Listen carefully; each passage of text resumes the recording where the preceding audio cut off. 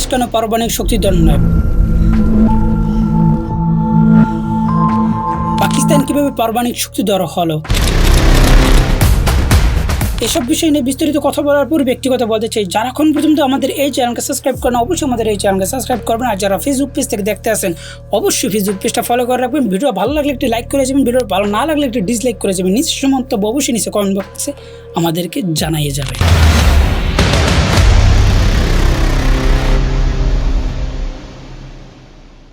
পাকিস্তান কিভাবে পারমাণবিক শক্তিধর হলো? যে রাষ্ট্রের অর্থনীতি আমাদের বাংলাদেশের থেকে দুর্বল, আমাদের বাংলাদেশের 1 টাকা, পাকিস্তানের 3 টাকা, তারপরও কিভাবে তারা পারমাণবিক শক্তিধর হলো?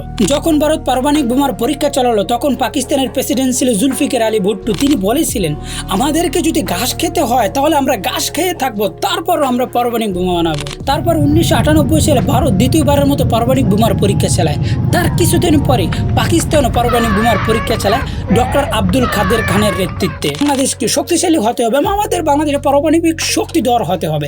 আর যদি আমাদের বাংলাদেশে পারমাণবিক শক্তিধর হতো, ভারত এবং মায়ানমার কয়েকদিন পর পরে আমাদের বাংলাদেশকে হুমকি দিতে পারতো না। আমাদের বাংলাদেশের সীমান্তে বর্ডারে দিনের পর দিন মানুষকে পাখির মতো গুলি করে মরতে হতো না। এই কারণে এবং কারা আমাদেরকে সাহায্য করবে সেটাও আমাদেরকে ভেবেচিন্তে কাজ করতে হবে। আমাদের বাংলাদেশ যদি এখন পারমাণবিক বোমা বানাতে চায় এবং আমাদের বাংলাদেশে এই সমস্ত পদক্ষেপ নেয়, সর্বপ্রথম আমাদের বাংলাদেশকে সাহায্য করবে চীন, চীনের পর পাকিস্তান। এই দুইটা রাষ্ট্র আমাদের বাংলাদেশে পারমাণবিক শক্তিধর হতে সাহায্য করবে, কারণ তারা দক্ষিণ এশিয়ার ব্যালেন্স বানাতে চায় এবং ভারতকে দাবাই রাখতে চায়। ভারত হলো আমাদের বাংলাদেশের একমাত্র শত্রু, যারা আমাদের বাংলাদেশকে দখল করতে চায়, যারা অখণ্ড ভারত প্রতিষ্ঠা করতে চায়। আর অখণ্ড ভারতের ভিতরে আমাদের বাংলাদেশও আছে এবং ভারতের পার্লামেন্টে পর্যন্ত এখন কথা বলছি, এখনও আমাদের বাংলাদেশের মানচিত্র রয়েছে।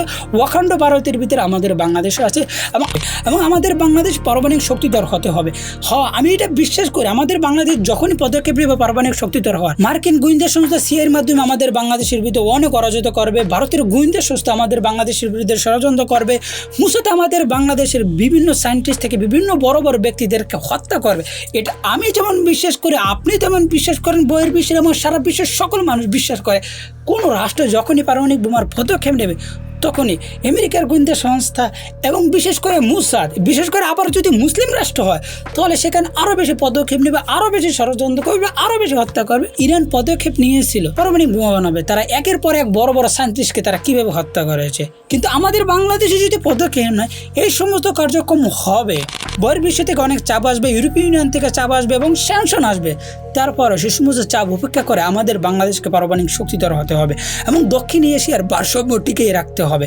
আর দক্ষিণ এশিয়ার ভারসাম্য টিকিয়ে রাখতে হলে আমাদের বাংলাদেশকে পারমাণবিক শক্তিধর হতে হবে। আর যদি আমাদের বাংলাদেশের হাতে পারমাণবিক বোমা থাকতো, ভারত আমাদের বাংলাদেশের মানুষকে সীমান্তে পাখির মতো গুলি করে হত্যা করতে পারে না। গত 12-13 দিনের মাথায় আমাদের বাংলাদেশে 2-3 জন করে বাংলাদেশের মানুষ সীমান্তে হত্যা হয়।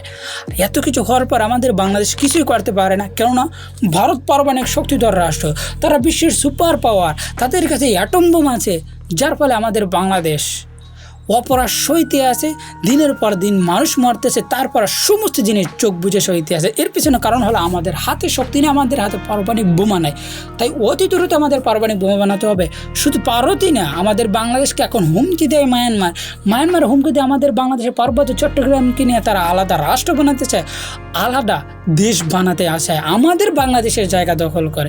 তাই আমাদের বাংলাদেশের পার্বত্য চট্টগ্রামকে আমাদের বাংলাদেশে রাখতে হলে এবং আমাদের বাংলাদেশের সীমান্ত আমাদের হাতে রাখতে হলে, ভারতকে উচিত শিক্ষা দিতে হলে আমাদের বাংলাদেশে পারমাণবিক বোমা ছাড়া অন্য কোনো পদক্ষেপ নেই। আর এই পদক্ষেপ আমাদের বাংলাদেশের নীতি হবে, না হলে বিশ্ব মানচিত্র থেকে আমাদের বাংলাদেশের মানচিত্র অতি দ্রুত মুছে যাবে।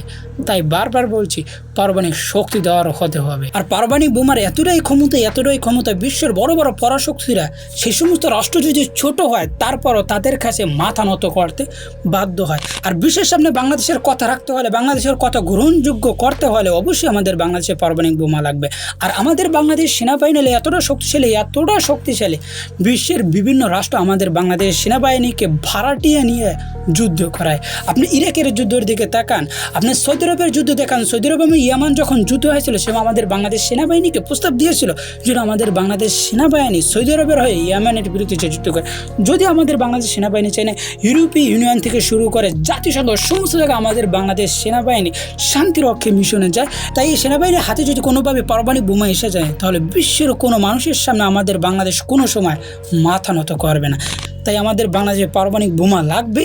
আর যদি পারমাণবিক বোমা থাকে তখন আমাদের বাংলাদেশের স্বার্থে যে সময় যেটা লাগবে সেটাই আমরা উদ্ধার করতে পারবো, সেটাই আমরা হাসিল করে নিতে পারবো। তাই ভালো থাকবেন, সুস্থ থাকবেন, চ্যানেলের পাশে থাকবেন। যারা এখন প্রথম আমাদের এই চ্যানেল সাবস্ক্রাইব করেন অবশ্যই চ্যানেলকে সাবস্ক্রাইব করুন। আর যারা ফেসবুক পেজ থেকে দেখতে আসেন অবশ্যই ফেসবুক পেজটা ফলো রাখবেন এবং ভিডিওটা ভালো লাগলে একটি লাইক করে যাবেন, ভিডিওটা ভালো না লাগলে ডিসলাইক করে যাবেন এবং নিজস্ব মন্তব্য অবশ্যই নিচে কমেন্ট করে জানাবেন।